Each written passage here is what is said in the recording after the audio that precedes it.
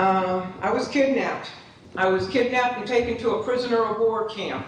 I stand above this court. I stand above this for-profit corporation. And I've studied this. Why? Because you could not get through the 2020 election and not know that there's something seriously wrong with this country. Do you know what it's like for a 73-year-old woman to have to stand there and take her underwear off and stand in front of somebody else? That was so humiliating. You want to talk about rights? Let's just talk about basic humanity here.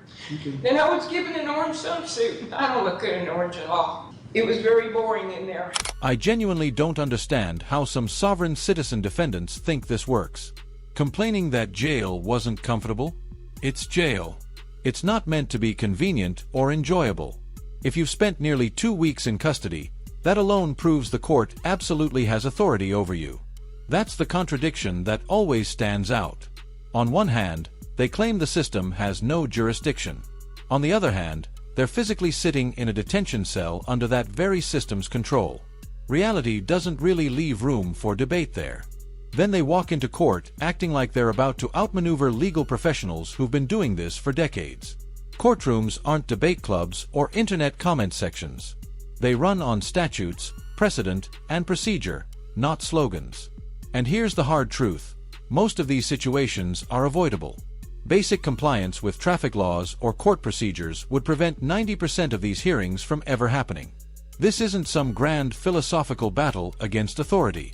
It's usually just someone refusing to accept straightforward legal obligations. What do you think?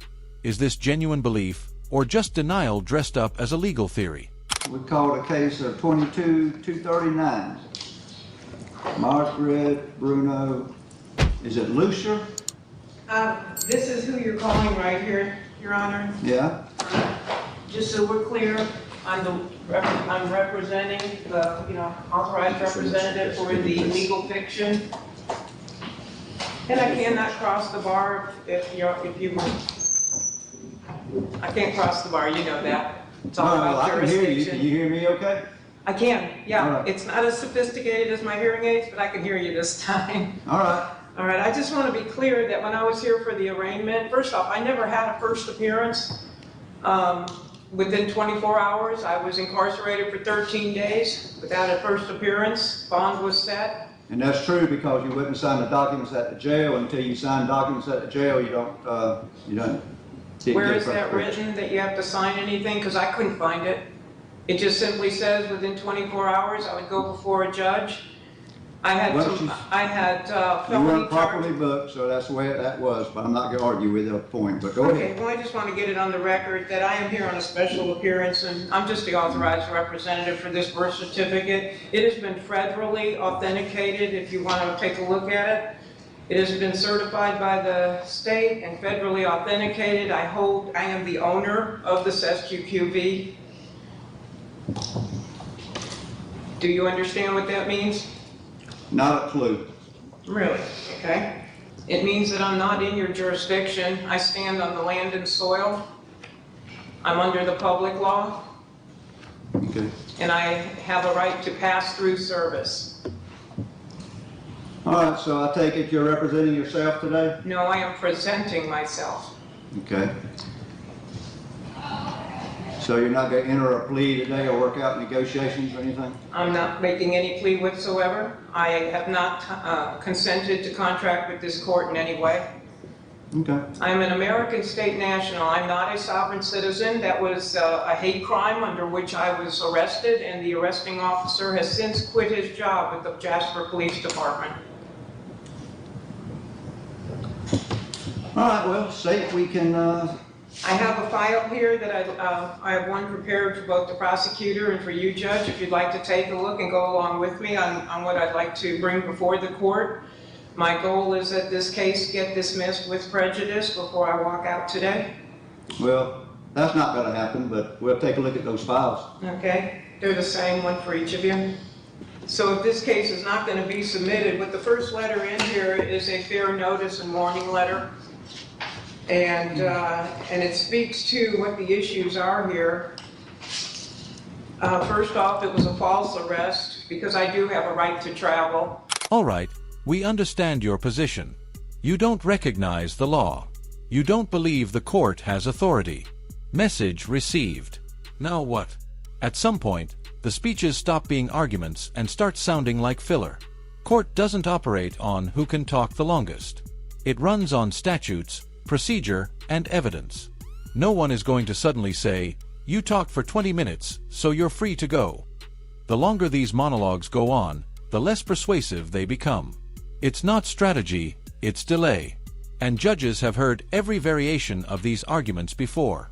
What might feel groundbreaking to the defendant is usually something the court has dismissed dozens of times. You can almost sense the patience being tested. Not because the judge is confused, but because the outcome isn't changing no matter how long the speech continues. Dragging it out doesn't shift the leverage. If anything, it just reinforces that the process is moving forward exactly as it was going to from the beginning. At this point, the real question isn't whether the court has jurisdiction. It's whether the defendant realizes that repeating the same claims won't alter the verdict. What do you think? Is this conviction or just stalling tactics? No, and then also there is no contract. The application for a driver's license does not tell anybody that you are trading a God-given right for a privilege. There is no victim in this crime because I have a right to face an accuser, and there's nobody here that was harmed. Deprivation of due process, Your Honor. You denied me a first appearance, and I have not heard the charges because I am hard of hearing. I brought that to the attention of the court at the arraignment, and your comment was simply, "I'm talking as loud as I can." Well, that doesn't do any good for somebody who has a disability, and you have a responsibility to me under the Americans with Disabilities Act. And so I have issues with that. So up until, I still haven't really heard the charges. You know, when it started out, I was slammed with 7 felony charges. Had a violation of my Fourth Amendment rights because they did a search and seizure of my vehicle. They tossed my car completely. He claimed he found the phone in my car. He didn't. He took it out of my hand after shoving my arm. That was assault and battery. And then when I got into the police vehicle, my keys were in my pocket. He took them out of my pocket. All right, that again is assault and battery, and also could be considered rape. Prosecutor Travis Munden did not act for 8 days. He allowed me to sit in jail for 8 days with felony charges hanging over my head, of which you put a $38,000 bond on me without my participation. Again, that was a violation or deprivation of due process. The felony charges were bogus. I'm an international notarial witness for the United States of America, unincorporated. I had those, the driver's license on my phone and birth certificates because I do remote notarization for people. I had a right to have that. I had it by permission of the people that sent it to me. The prosecutor, Dana Brady Giddens, she failed to act for 6 days. On July 1st, Travis transferred it from the felony side over to misdemeanors. She sat on it for 6 days. I sat in jail for 13 days, not even knowing what was going on. And it wasn't until after I got out of jail and I called her, and while I was on the phone, she goes, "Oh, here it is." She asked me what my name was, and she goes, "Oh, here it is," and she opened it while I was on the phone. So Travis sat on it for 7 days. Whatever happened to due process? Don't they have a responsibility to act timely? Because I know I do. All right? I was kidnapped. I was kidnapped and taken to a prisoner of war camp. I had no choice in this, and I'm an American. I'm an American state citizen. I stand above this court. I stand above this for-profit corporation. First time that I saw you, sir, was 44 days after my arrest. And again, my Americans with Disabilities Act rights were violated in that you made no accommodation at all for my not being able to hear you. So as far as I know, I never did put in a plea. I have not pled in any way whatsoever. I have not consented. I have signed absolutely nothing. I signed no citations. And I have had communication with Tabitha and Dana. We have been writing back and forth on our 72 rule of response, and I can't get answers out of them. They keep telling, I ask for documentation, and all I get is no documents responsive, no documents responsive, over and over again. I asked her for her oath of office on Florida letterhead, nothing. I get a scrap of paper. I asked her for a signed contract on my side, I get a citation that's not signed. The citation wasn't even signed by the arresting officer, it's by somebody else, and it has comments in it that says I said something. And I would appreciate eye contact, sir. I don't appreciate being ignored by the court. So anyway, I didn't sign anything. I have not contracted with this court. I haven't contracted at all. And why? Because I don't need to. I'm not under these statutes, rules, regulations, codes, ordinances, mandates, and all the rest. I tried to explain that to the public defender here that you assigned to talk to me. And then basically everything out of his mouth came out right out of this hate crime document called Law Enforcement Guide to Sovereign Citizens. I'm not a Moor. I'm not a Waukesha Nation. I'm an American state citizen. What really doesn't add up is the logic. If someone genuinely believes they're not subject to man-made laws, that's their personal belief. Fine. But you can't selectively reject the system while still benefiting from it. You can't use public roads, public infrastructure, and then turn around and argue that none of it applies to you. That contradiction is the core issue. The same system being dismissed is the one being relied on to hold a hearing, provide due process, and resolve the case. You can't reject the framework and then demand its protections when it's convenient. And bringing religious arguments into a criminal defense for assaulting an officer doesn't automatically override statutory law. Courts operate on codified legal standards, not personal interpretations of higher authority. Belief systems are protected, but they don't exempt someone from criminal accountability. At a certain point, it stops sounding like a legal defense and starts sounding like avoidance. The courtroom isn't a philosophy debate stage. It's a place where actions are evaluated under established law. What do you think? Is this genuine conviction or just an attempt to sidestep responsibility? Okay. To call somebody a sovereign citizen is slander. To put it in writing is libel. Sovereign is a king, somebody who is governing, self-governing. Citizen is somebody who works for another. It's an oxymoron. It's not even real, and yet law enforcement wants to act on that kind of foolishness. Even the public defender here believes in it. I'm a private living woman. My responsibility is to balance the accounts of the public, the public all caps name, and to keep the public charitable trust in balance. Roosevelt put us on an all debit system, and these credits have been stolen from the people. And all I'm trying to do is my responsibility here. So I'm planning to subrogate this. If you look at the second document, or maybe you already have, and you've seen the list of people I will send it to. Governor DeSantis has been involved in my case. I have a letter here that was sent to him. If you would like to see that, let's see, maybe it's in one of the other files. Anyway, he has been involved in this as well, because he is also part of the problem here, in that he is not assisting the Americans within this state to be safe from the harm that is being caused by this system, by the law enforcement officers and deputies who are not educated as to who we are. I had sat down, I had noticed both the police chief and the sheriff on 2 different occasions. They have my fee schedule as to what I'll be charging when this is all over, and I have to come back and have my my rights restored and my property restored. My car was towed from in front of the police station. That's where I was when all this happened. I was in talking to Chief Rickerson.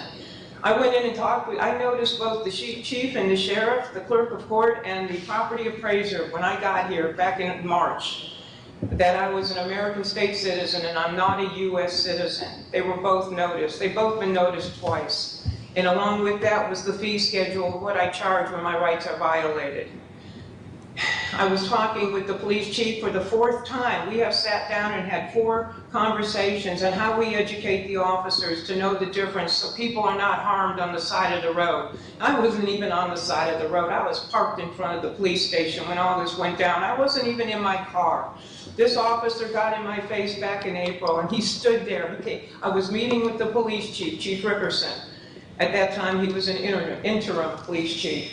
And this officer barged into our discussion and got in my face and started spitting on me with his saliva. He was like this close to me, yelling at me, telling me, I'm a police officer for 25 years, and I've dealt with plenty of people like you. And he went on and on and on, okay? No, he hasn't dealt with anybody like me because I know my rights. And I've studied this. Why? Because you could not get through the 2020 election and not know that there's something seriously wrong with this country. And I have seen this coming for many, many years. I studied it with my husband. My husband passed back in 2010. In July of 2016, I read an article that the Pope had relinquished our Social Security accounts to the U.S. Treasury, and I knew something had changed, something was up, and I went looking.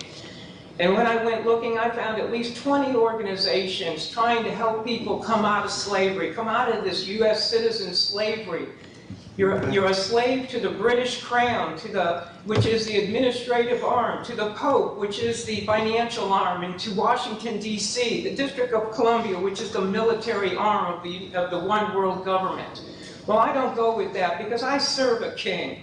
I serve the Almighty King. That is who I am. I am a child of the King. I'm not a U.S. citizen. I'm a child of the King, and I have rights that were given to me, sovereign rights given to me by my Creator. And I live by the Bible. I don't live by any kind of religion, sir. I read the Bible cover to cover, and I do what it says.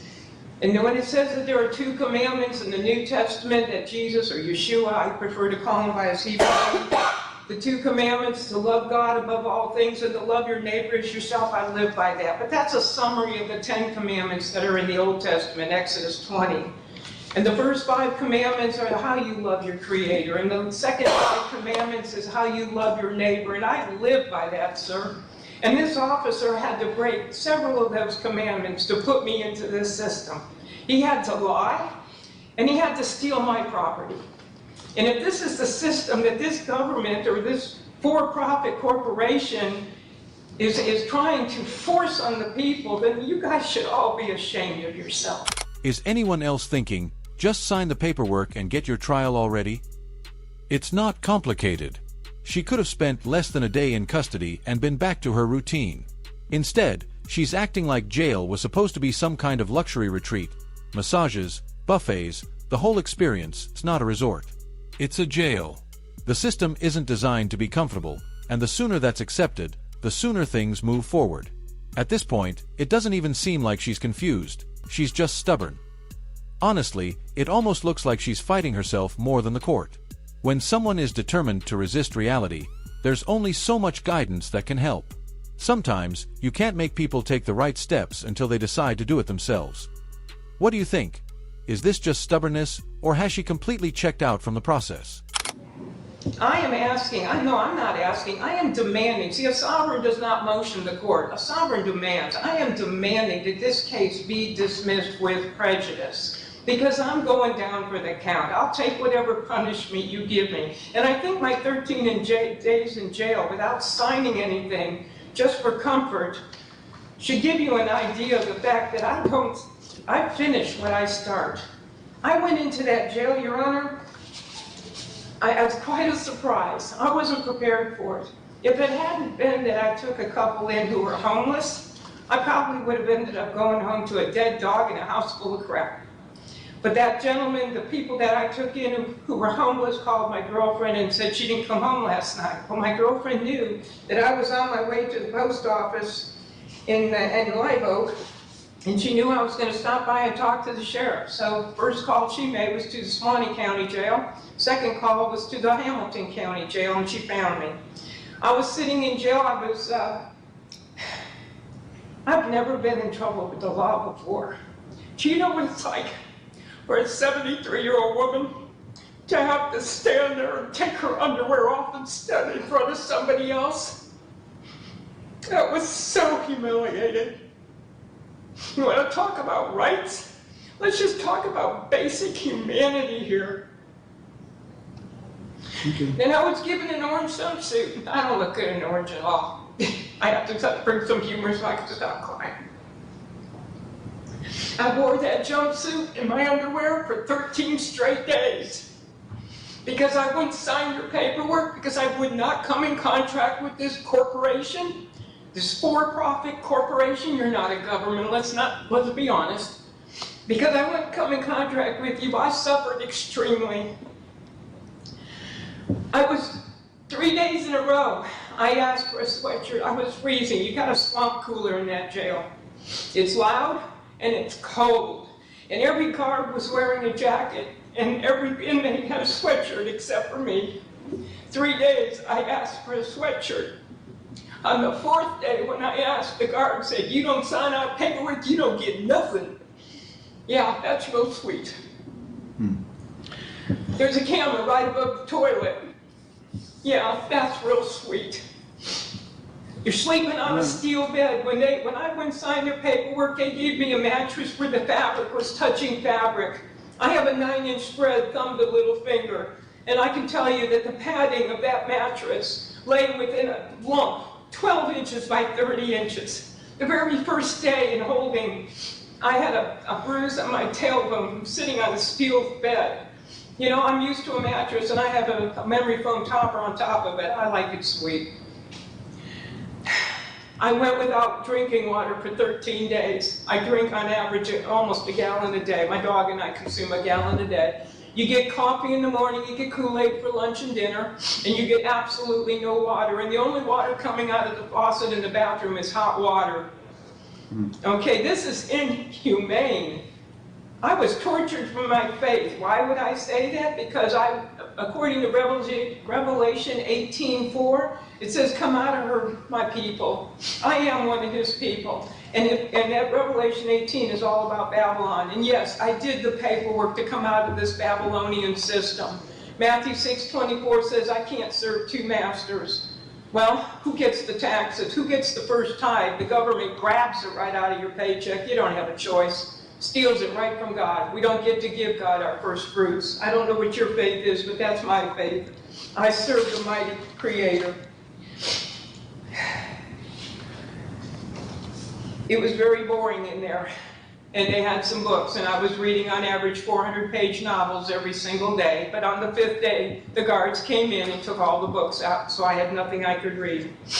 And then the girls gave me some paper. I had 3 sheets of paper. I started writing and writing and writing, front and back, as small as I could. And when I ran out of those 3 sheets of paper, the girls in the cell on the other side started giving me paper. Why? Because I befriended them. We talked about our Savior. We talked about why we were there. I wasn't preaching. I don't preach. But I shared with them that, you know, they got themselves in trouble. And the first thing they need to do is straighten out their lives and get right with their Creator. Because if they can do that, the rest will fall in place. And that's what I spent those 13 days doing. Trying to be a big sis or a mom to those other girls who have lost their way along the way. 5 of the girls in that prison or jail recommitted their lives to God while I was there. And I'm very happy for them, and I continue to pray for them. I want you to know, sir, that I pray for you also. I pray for every one of you, because I pray that the Father will take the veil off your eyes so you can see what's really going on here. I don't know what you know. I have no idea what you know, but I know exactly how it works, and I know about the security bond, and I know how you have hit my SUQB trust, and that's what this subrogation is of that bond. Because I'll be filling out all the IRS forms. If this case is not dismissed with prejudice today, or I'll give you 3 days as it says in the document, if it's not dismissed with prejudice, then what I plan to do is fill out these IRS forms and make sure that the account that I am responsible for, I, the private woman, is responsible for the accounting of the public woman, or the all caps name that y'all have fraudulently created. And I mean, when I say you all, take it professionally. You obviously weren't there when I was born. But anyway, the point is, sir, that I do feel the responsibility now that I understand how all of this works, that it's my job to apply those credits to the debits. It's my job to make sure that those funds are not taken multiple times or above and beyond what's necessary.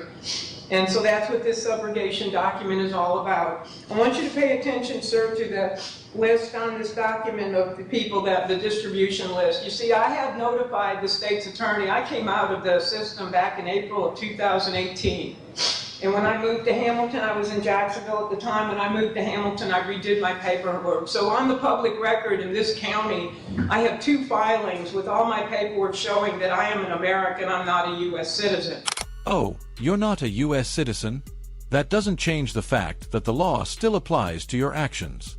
Complaining about the system while trying to take advantage of it doesn't work in court. If you're going to live here, you have to follow the rules. It's that simple.